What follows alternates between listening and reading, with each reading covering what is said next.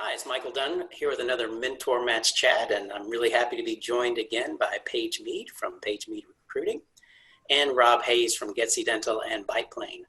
Paige, Rob, how you doing? Really good for me. How about you, Rob? Awesome. Thanks again for the invite.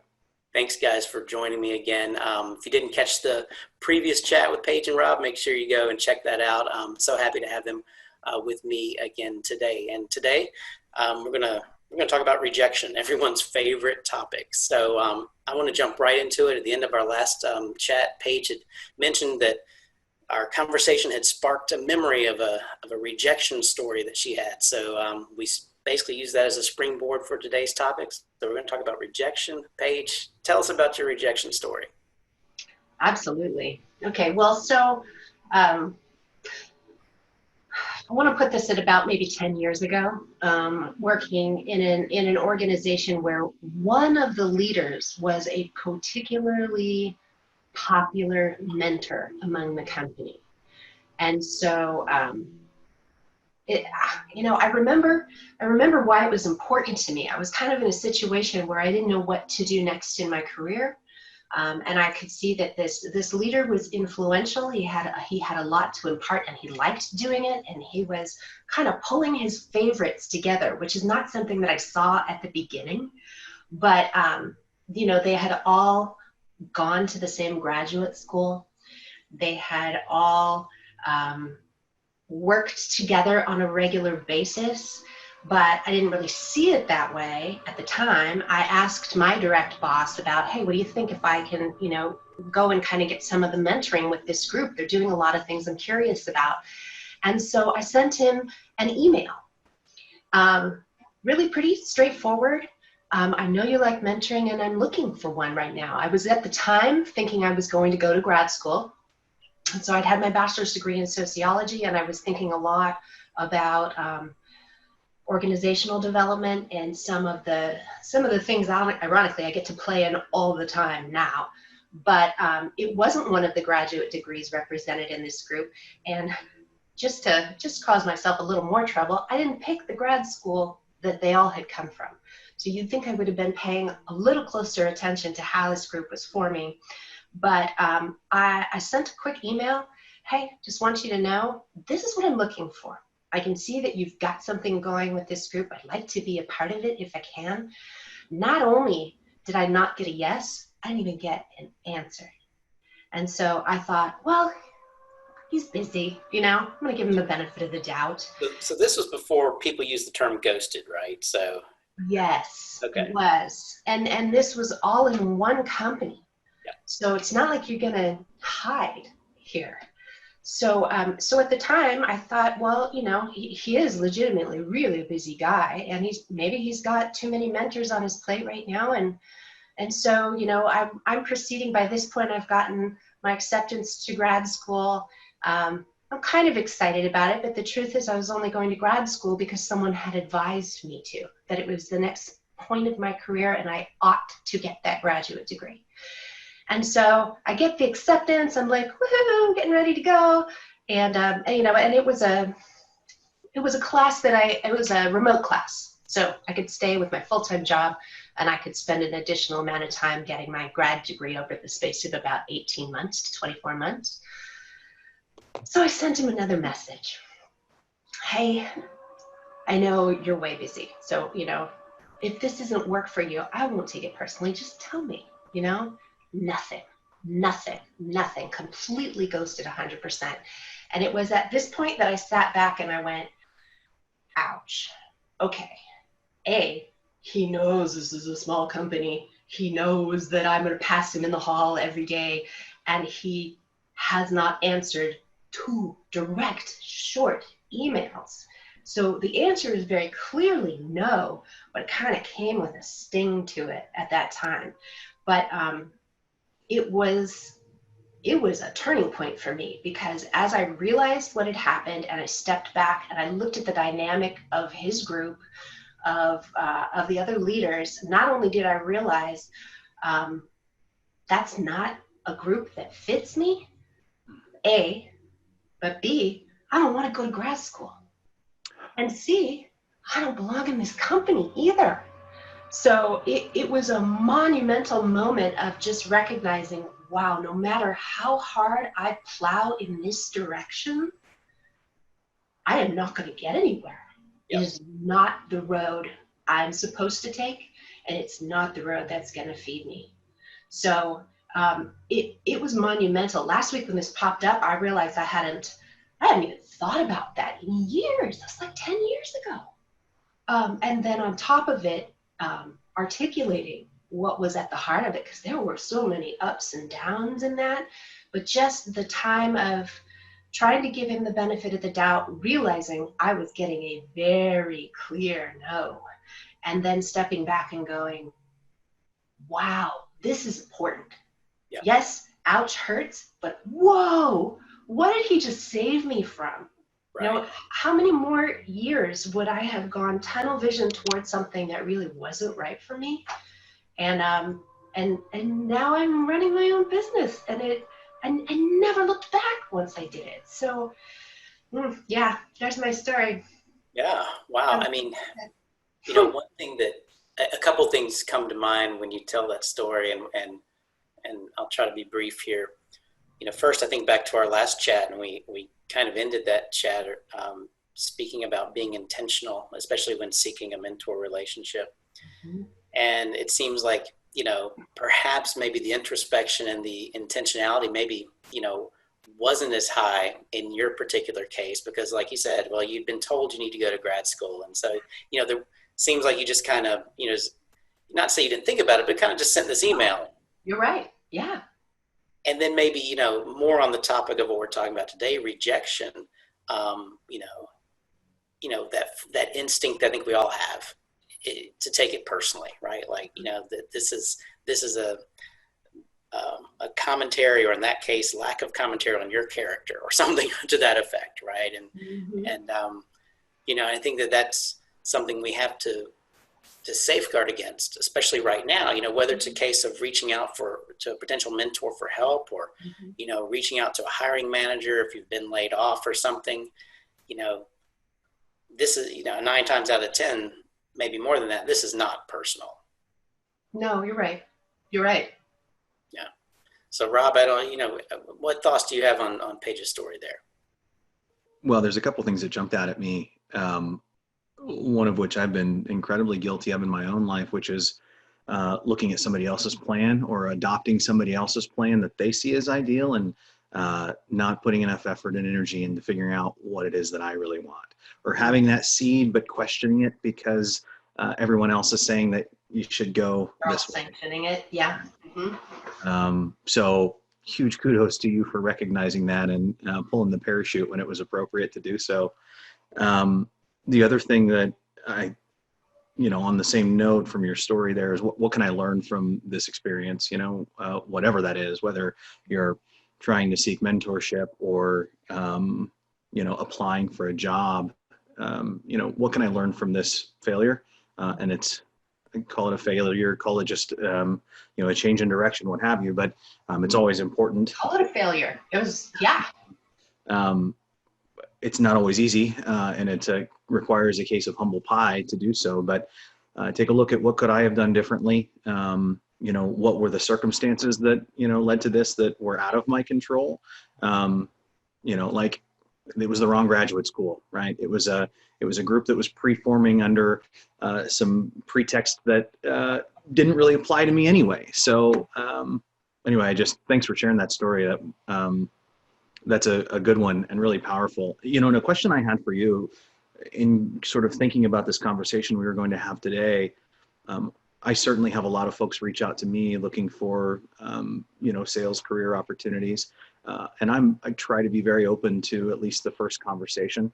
And I'm always very interested in those who don't follow up in any way. It's I don't know what the expectation is. If it's, maybe I said something that turned them off. Maybe that's the thing I need to take from those conversations. But if it's something somebody really wants to pursue, what plan do they have to do so? So really curious for your perspective on that, Paige. I mean, it's easy when you look at seeking employment to feel rejected often because for the, I remember my previous employer, they used to say that anytime they posted a position, there were 1,000 applicants for one sales job. And so, the stats are against you. So how do you navigate that? How do you think about when someone comes to you and says, hey, I'm looking to do something? What's the guidance you give them? Mm-hmm. Thanks for the question. I ask them what their finish line is, because we can throw the, I don't know if it's a dart or a tether or I don't know what I'm talking about, but you throw something to anchor you toward the thing you're trying to go to, and then generally speaking, you can determine if the experiences that are coming to you are going to get you to that place. But if you don't throw the dart to the end point or have a tether to it, if you don't know where you're going, you don't get anywhere. And I don't say that in a tongue-in-cheek way. I'm really saying, if you don't know what you're doing with you, how am I going to know what to do with you?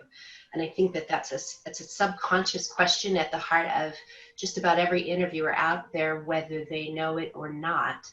But 1,000 candidates for one position, there are not 1,000 people for whom that position is really right and whom it'll gel for. I think this is a much bigger topic about hiring that I'll get really passionate about if I jump into it too far. But that's what occurs to me when you say that. It's not, there are plenty of people who go out and look for work and they don't do it with the same intensity that they would maybe build a sales territory.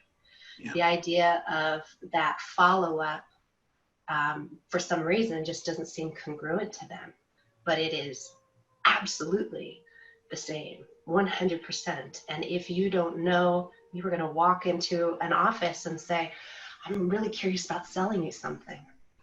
I'll see you next week.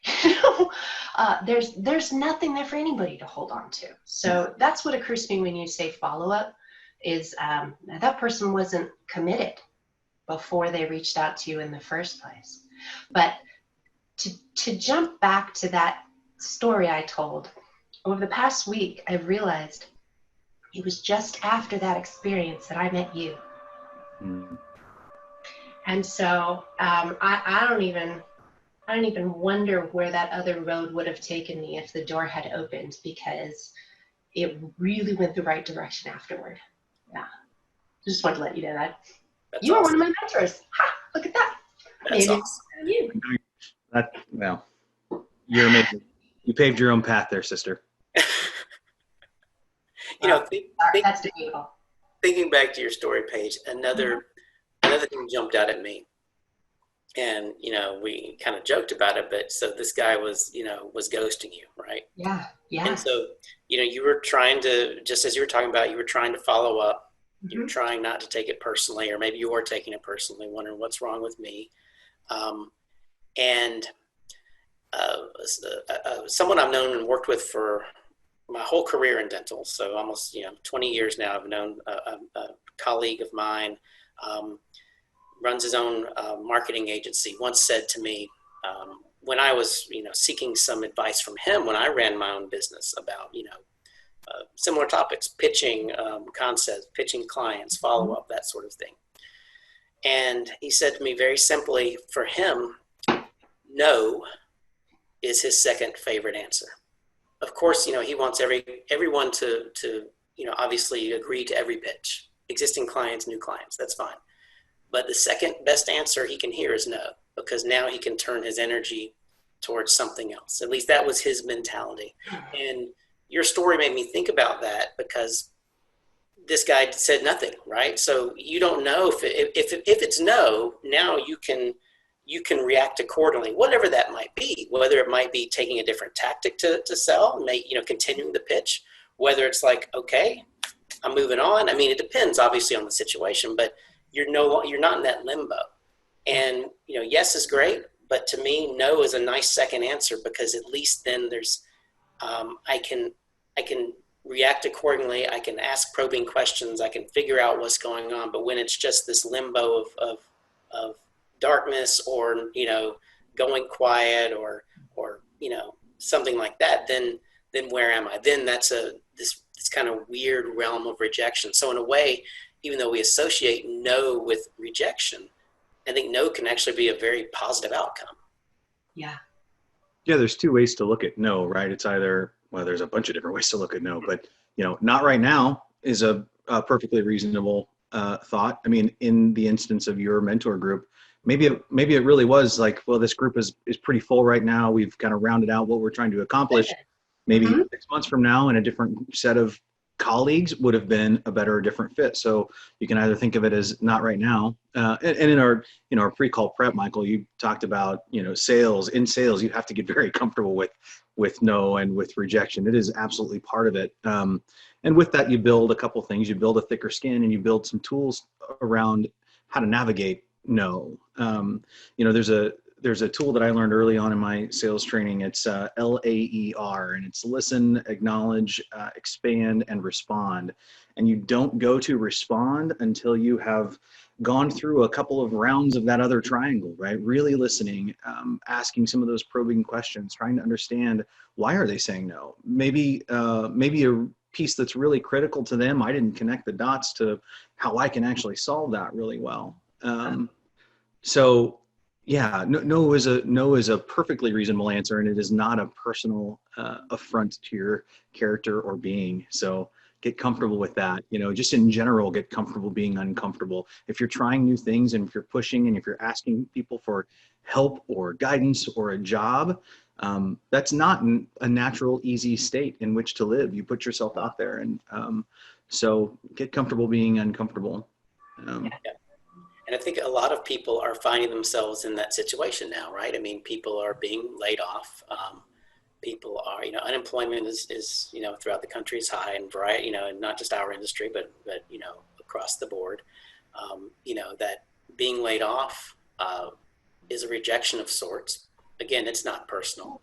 You can't take it you got to, dust yourself off, pick yourself up, and then be prepared for more rejections and more, ghosting, because that's unfortunately the name of the game. You're gonna be applying for positions that, like you mentioned, there's 1,000 other people applying for, and you may get a very quick no, or you may be met with silence, and that's okay. I guess the message I want to give, maybe especially to some of the people who haven't been, who aren't as experienced as we are, I'll put it that way.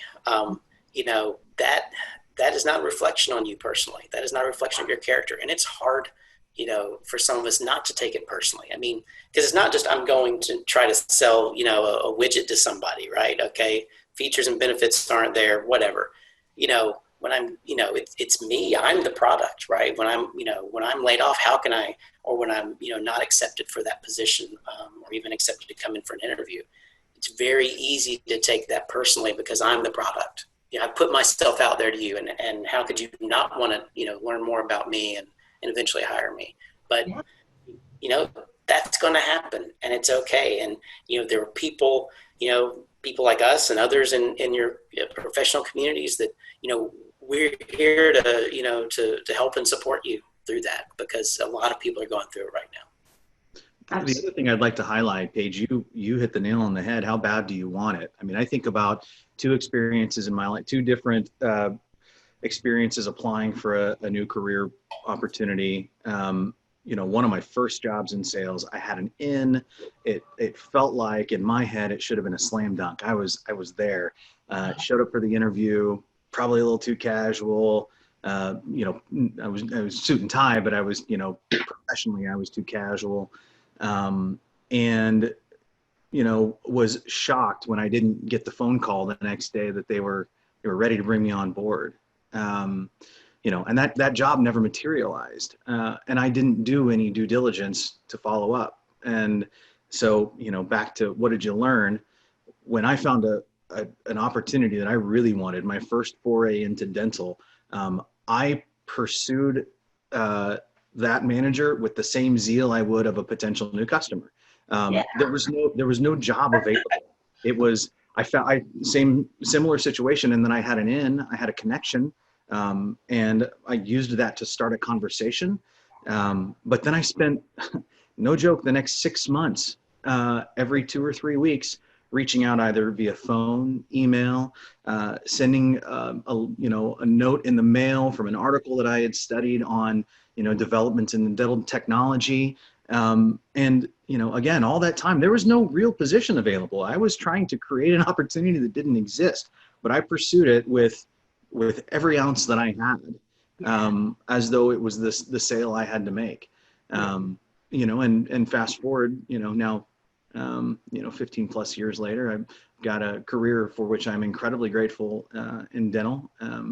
And I've continued to, you mentioned experience, right? All experiences means that I've stubbed my toe and screwed up a lot more times than somebody with a year of experience has done. So anyway, how bad do you want it? With what level of fervor do you pursue that opportunity? And even then there's no guarantee, but at least control the things that you can control. Yeah.